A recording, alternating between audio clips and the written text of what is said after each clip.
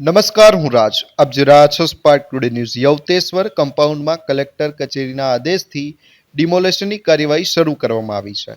હાઈકોર્ટના આદેશ બાદ જિલ્લા વહીવટીતંત્રનો કબજો, કલેક્ટર અને ઉચ્ચ પોલીસ અધિકારીઓની હાજરીમાં કાર્યવાહી તેજ કરવામાં આવી છે. વડોદરા શહેરના સયાજી હોસ્પિટલની પાછળ આવેલા યવતેશ્વર મહાદેવ મંદિર ટ્રસ્ટની જમીન મામલે લાંબા સમયથી ચાલતા કાનૂની વિવાદ બાદ આજે જિલ્લા વહીવટીતંત્રએ ડિમોલેશનની કાર્યવાહી શરૂ કરી છે.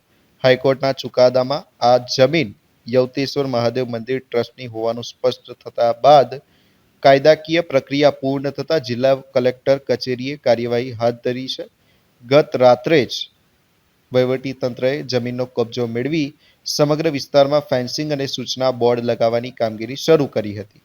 આજે જિલ્લા કલેક્ટર ડોક્ટર અનિલ ધામેલિયા, અધિક પોલીસ કમિશનર સહિતના ઉચ્ચ અધિકારીઓ સ્થળ પર હાજરી આપી કામગીરીનું નિરીક્ષણ કરી રહ્યા હતા. જિલ્લામાંથી તમામ એસડીએમ, મામલતદાર અને નાયબ મામલતદારની ટીમ તેમજ એમજીવીસીએલના અધિકારીઓ પણ કાર્યવાહી દરમિયાન તૈનાત રાખવામાં આવ્યા હતા.